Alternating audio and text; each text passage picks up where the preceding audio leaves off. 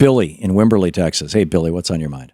Hey, Tom, and happy birthday to your dad from me, too. Thank you. Listen, in your first hour, you were talking about this Jeremy Corbyn fella and how the media is unfairly painting him as a socialist. No, I didn't say they were unfairly painting him as a socialist. I said that they were using... Jeremy Corbyn, much like Bernie Sanders, calls himself a democratic socialist. The media was using words like spite and hate and things like that, and they didn't back it up with any facts.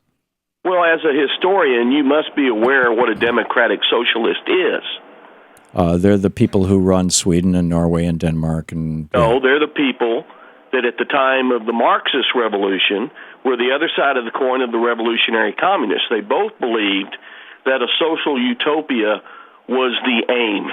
I think at the time of the Russian Revolution, it was the Trotskyites and the Bolsheviks and it was much more complicated than that. If you look at the history of it, and it's just clear cut. Yeah. When the Marxists, Billy, hang on just a second. Was the way to go, they split into two camps. Yeah, Billy, the Democratic Party was started by Thomas Jefferson, who was a slaveholder.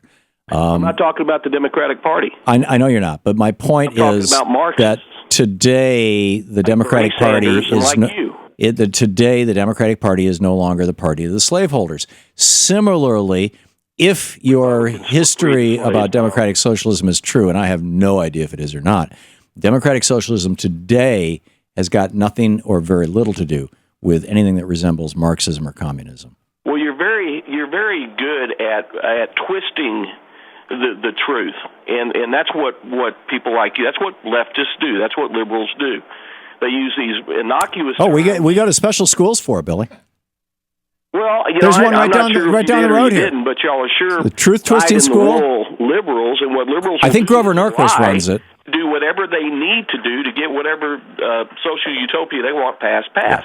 And you're not really interested in talking about the history because the history is on your side.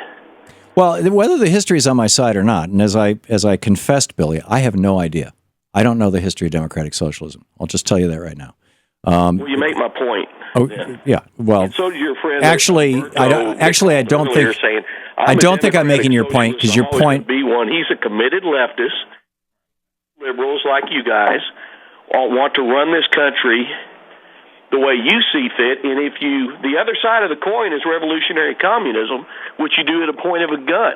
So it's not a big jump to go from a social democrat to a revolutionary communist. Okay. Therefore, we should do what?